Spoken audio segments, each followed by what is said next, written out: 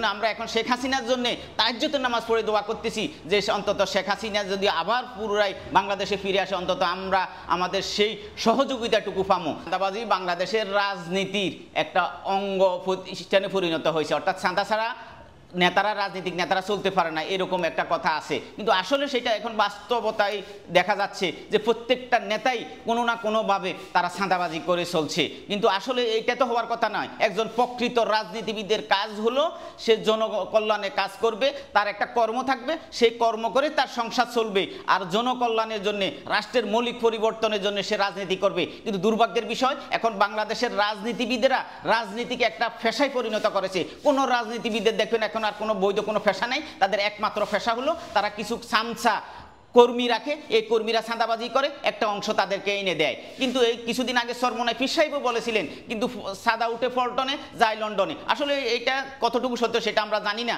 আমরা বলবো না। কিন্তু একটা রাজনৈতিক দলের প্রধান যদি এরকম কথা বলে, তাহলে তো জনগণ তো সেটাই বিশ্বাস করবে। কিন্তু আমরা তো মনে করি না সেরকম কিছু হচ্ছে। তবে এইভাবেই প্রত্যেকটা জায়গায় জায়গায় কিছু নেতা কিছু চামচা ফালে, এই চামচারা চাঁদাবাজি করে, অর্থাৎ এই চাঁদাবাজিতে জনগণ অতিষ্ঠ হয়ে গেছে। আগে যেখানে মানুষ 10 টাকা চাঁদা দিত, সেখানে চাঁদার পরিমাণ এখন 50 টাকা হয়ে গেছে। অর্থাৎ কবরস্থান থেকে পাবলিক টয়লেট পর্যন্ত এখন চাঁদাবাজি থেকে মুক্ত নয়। এখন ভিক্ষুককে জিজ্ঞেস করেন, সে ভিক্ষুকও আতঙ্কিত যে আমি পুরা দিন চাঁদা করি, ভিক্ষা করি, বিকেলে বাসায় যাওয়ার সময় ভয় পাই কখন আমার এই ভিক্ষার টাকা চাঁদাবাজেরা নিয়ে যায়।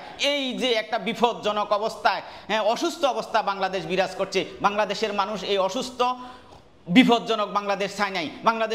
বাংলাদেশের জনগণ মনে করেছিল যে এই দেশে যদি একটা নির্দলীয় নিরপেক্ষ সরকার হয়, অন্তত চাঁদাবাজি বন্ধ হবে। কিন্তু দুর্ভাগ্যের বিষয়, অন্তর্বর্তী সরকার চাঁদাবাজি তো বন্ধ করতে পারে নাই, বরঞ্চ প্রত্যেকটা জায়গায় চাঁদা আরো বেড়ে গেছে। মানুষ মনে করে দলীয় সরকার ক্ষমতায় থাকলে চাঁদাবাজি হয়, কিন্তু এখন তো নির্দলীয় সরকার, তাইলে এরা কেন চাঁদাবাজি করবে দলগুলা? এখন জনগণ অন্তর্বর্তী সরকারকে আর অন্তর্বর্তী সরকার বলতেছে না, এটা 3 দলীয় সরকার বলতেছে। হ্যাঁ, অনেকে 3.5 দলীয় সরকার বলতেছে, যে বিএনপি, জামাত, এনসিপি এই 3টা দলেই এই সরকারটা পরিচালনা করতেছে এবং রাষ্ট্রের সকল কিছু তারা ভোগ করতেছে। প্রত্যেকটা জায়গায় জায়গায় তাদের আস্থাভাজন লোকদেরকে তারা বসাচ্ছে এবং দলবাজি, টেন্ডারবাজি, চাঁদাবাজি এই 3টা দলই সমানভাবে ভাগাভাগি করে করতেছে। এইটা এই দেশের মানুষ আর দীর্ঘদিন মেনে নিবে না। বাংলাদেশের মানুষ অচিরেই এই চাঁদাবাজ দলগুলোর বিরুদ্ধে রাস্তায় নামবে। তো 11 মাস বাংলাদেশে যে দুঃশাসন চলছে, এই দুঃশাসনে জনগণ এখন অতিষ্ঠ হয়ে গেছে। কোনো জায়গায় জনগণের জানমালের যেমন নিরাপত্তা নাই, নারীদের ইজ্জতের কোনো নিরাপত্তা নাই। প্রত্যেকটা জায়গায় চাঁদার জন্য মানুষকে কুপিয়ে পিটিয়ে হত্যা করা হচ্ছে। যে উপদেষ্টা নিজেই বলেছেন যে এখন ফস্ত যুগ চলছে। ফস্ত যুগ মানে হলো পাথর দিয়ে পিটিয়ে মানুষ হত্যা করছে চাঁদার জন্যে। অর্থাৎ সব জায়গায় এখন আতঙ্ক বিরাজ করছে।